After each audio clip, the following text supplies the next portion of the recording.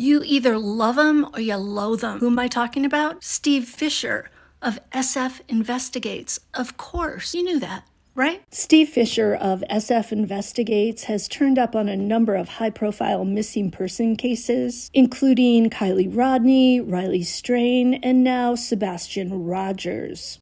Fischer explained that he met the Proudfoots after traveling to Hendersonville, Tennessee, to check out Sebastian's neighborhood, and he ended up being invited inside the Proudfoot home to chat.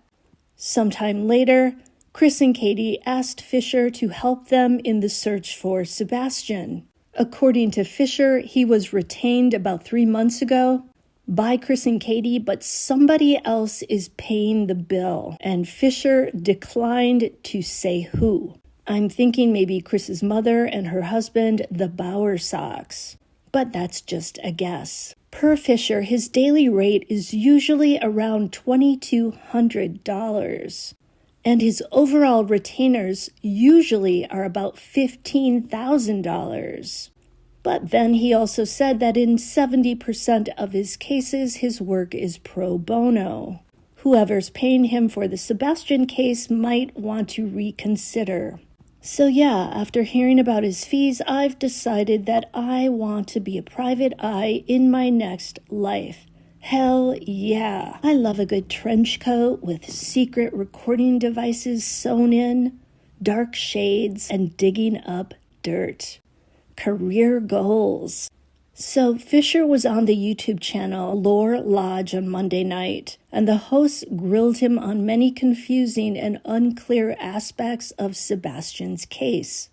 The hosts made it clear that they believe, at least so far, that the Proudfoots are likely behind Sebastian's disappearance. Fischer, at least so far, is saying that he hasn't uncovered any evidence to suggest that Katie and Chris are involved. However, he made it clear that he's working for Sebastian, and if he finds out who's responsible for his disappearing act back on February 26 of 2024, then he will have no problem turning that person or those persons into the authorities, even if it's Chris and Katie or Seth Rogers, Sebastian's biological father. Fischer described using a missing persons model and tactical reports, where you enter information like a missing person's age, the environment the person disappeared in, and more to figure out where that person could be. Sebastian's model indicated to Fischer that he would likely be found within 3.6 miles of his Hendersonville, Tennessee home. Fischer said that it's not unusual for searchers to look over an area over and over and not find the missing person, only to later discover that person in the areas that have already been searched. Fischer also said that 50% of autistic children run away by the time they're 18. I don't know if he meant run away for good or just attempt to run away for a couple of hours.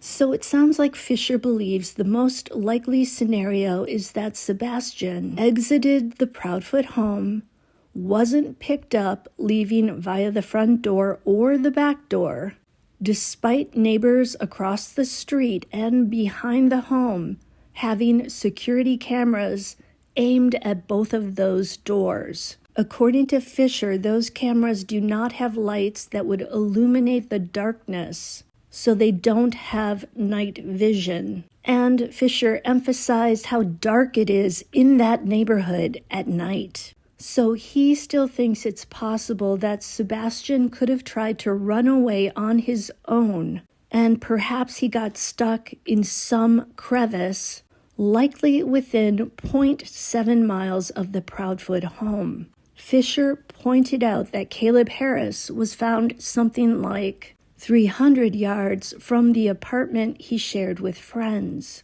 Now, supporting Fischer's theory are the more than 100 hours worth of security camera footage that he supposedly obtained from the Proudfoots' neighbors.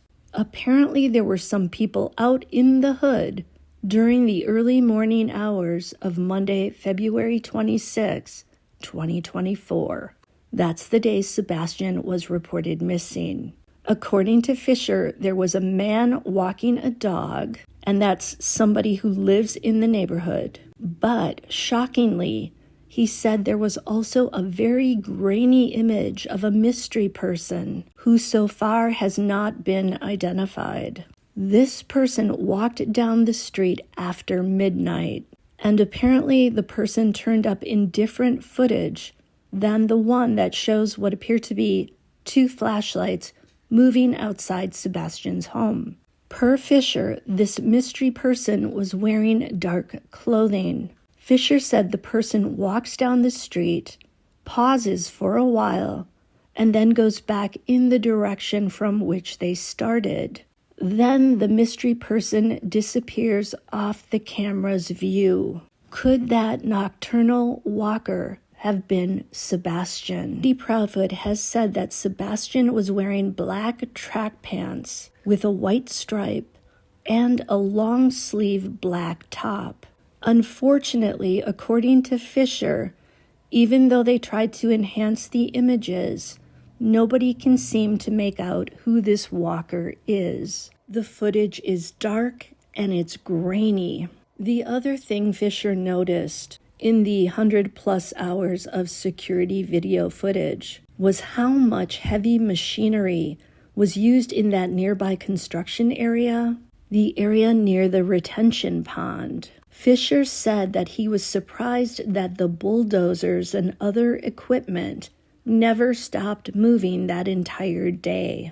And his fear is that Sebastian maybe was hiding somewhere over there and may have been injured or accidentally buried in the ground.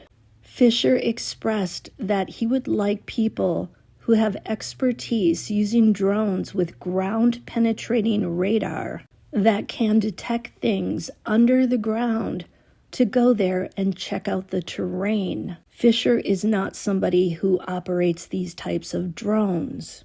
He also brought up the many caves in the area and said that not all of them have been checked, and there's even one that appears to have recently collapsed.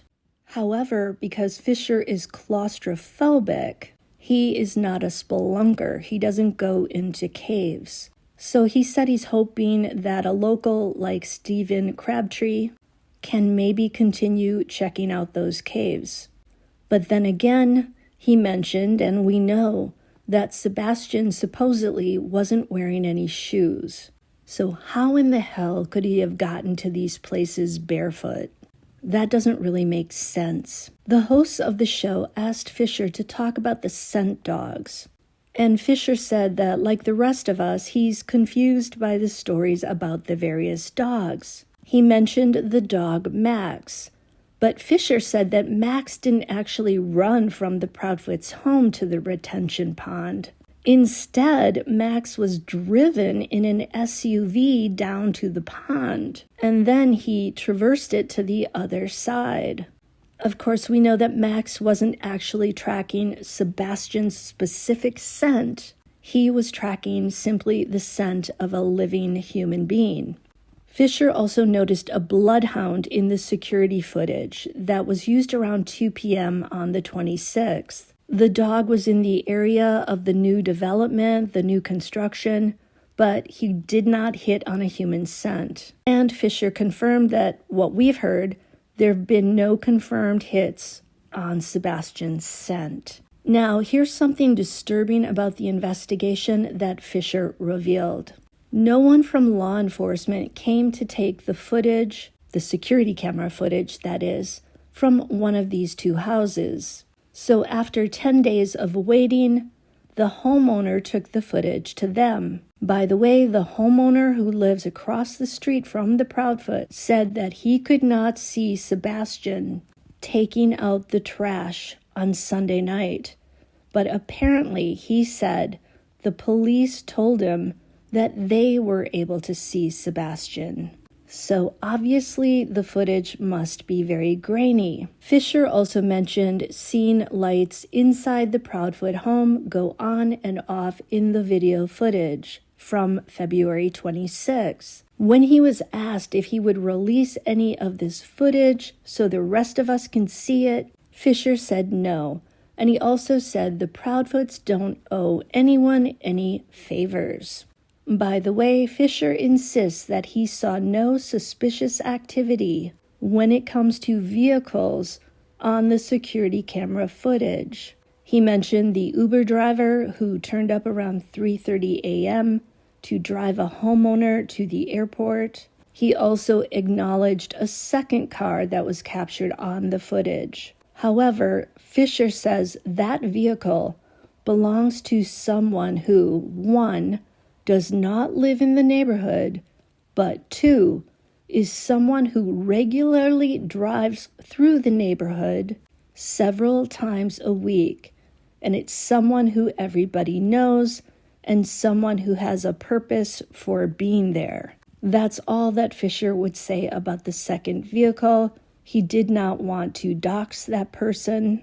To me, he made it sound like it could maybe be a paper delivery person, and that would be somebody who has a legitimate reason for being in the neighborhood even if he doesn't live there, and for being there in the early morning hours. One thing Fischer clarified is that he, like former FBI Special Agent Jennifer Coffendorfer, he does not believe the 2 lights in the flashlight video footage are from garbage trucks.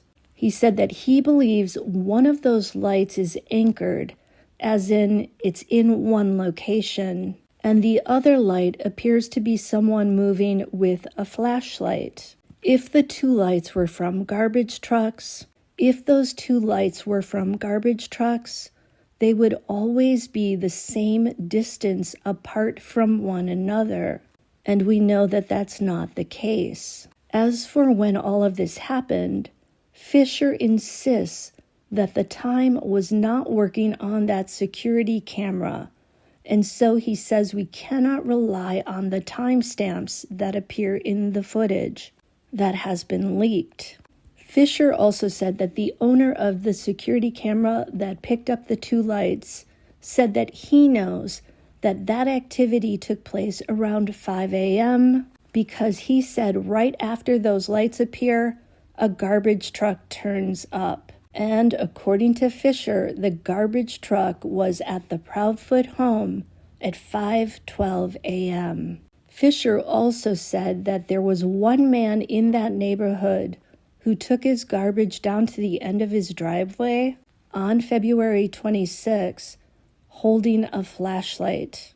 As for cameras outside and inside the Proudfoot home at that time, according to Fischer, they had no cameras anywhere, despite Katie working for Brinks.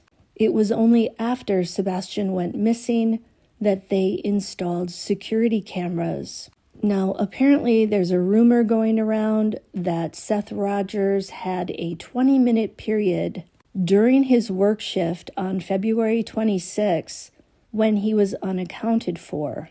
When asked about that, Fischer said that he has not verified Seth's alibi, so he could not speak to that. Then the hosts of the show shifted the conversation to Seth and Katie's relationship. Fischer confirmed that it's true that Katie and Seth got together when she was still a minor. And apparently when Katie was 12 years old and Seth was something like 22, he told her that he was going to marry her. Fischer emphasized that Seth isn't the angel that many have painted him out to be. But he said he didn't really want to spend a lot of time talking about that because he wanted to focus on Sebastian. Fischer also mentioned Apple Watches and smart devices and said that law enforcement has been able to see where exactly the key players were on the night Sebastian disappeared.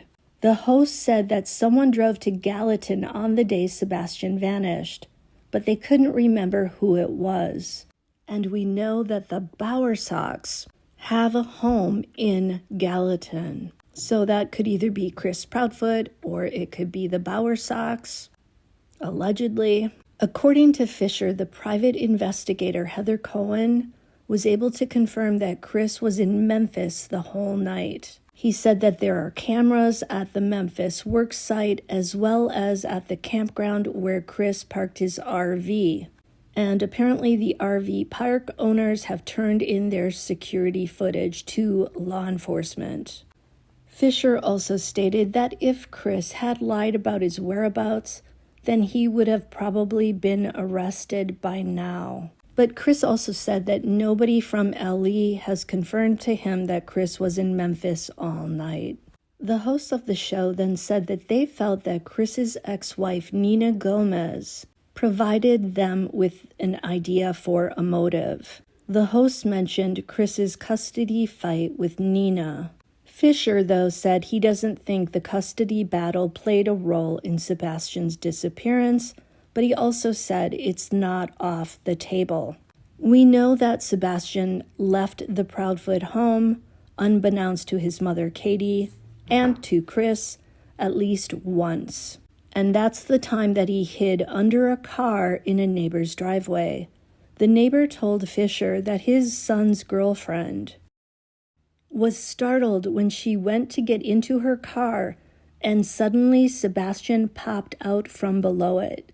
Sebastian ran back to the Proudfoot home, and when the neighbor went over there and rang the door, Katie apparently wasn't home yet, and Sebastian did not answer. Fischer said knowing that Sebastian snuck out at least that one time supports the notion that he could have snuck out on February 25th or 26th. He said that when he asked Katie, what is something that could have lured Sebastian out of his bed and home at night, Katie replied simply, friends. She said that Sebastian was desperate to have friends, and he'd even tried recently to play with kids at school, but they had rejected him. Fischer suggested that maybe some kids were outside in the dark playing flashlight tag, and perhaps Sebastian snuck out to join in. To me, this sounds like a stretch. There were only 2 lights, and it was pitch dark outside and cold. And that scenario doesn't explain why Sebastian never went back inside the house, and why he's been missing ever since. The host also mentioned that Chris Proudfoot was ordered by officials in New Mexico to take 12 hours of high-conflict behavioral training as well as parenting skill training as part of the custody dispute with Nina Gomez. They also pointed out that Chris said in one interview with Nancy Grace that he only used a belt once on Sebastian and that it was like 3 years ago. But then on Smiley's Story World, Chris told a different story, no pun intended, about using a belt on Sebastian. I'm going to play the footage from Nancy Grace now. What happened? That was actually several years ago, and it To was Mr. Proudfoot. To Mr. Proudfoot. To Mr. Proudfoot. Yes, Mr. ma'am. Proudfoot, what happened? Oh, I'm sorry. I misunderstood. I thought you were asking Katie. Sebastian had gotten in trouble. He got caught lying. And I had asked him, I said, hey, you got to have a punishment for this. He says, yes, sir. I said, okay. So I gave him a swat with a belt on his buttocks on the outside of his clothes. One swat. What did he lie about? Honestly, I don't remember at the time, but it was probably something dealing with school because that's majority where his issues lie. On Smiley Story World, Chris said he used a belt on Sebastian when Sebastian was 15. And it was because Sebastian failed to put a belt on. Wow, what a great offense. Not. Well, we know that Sebastian turned 15 on December 7th of 2024. So that would have been about 3 months before Sebastian went missing. Clearly, Chris was lying when he said he only used a belt once. Poor Sebastian. Can you imagine the humiliation? That's all for today, and I'll see you next time on Bed Crime Story.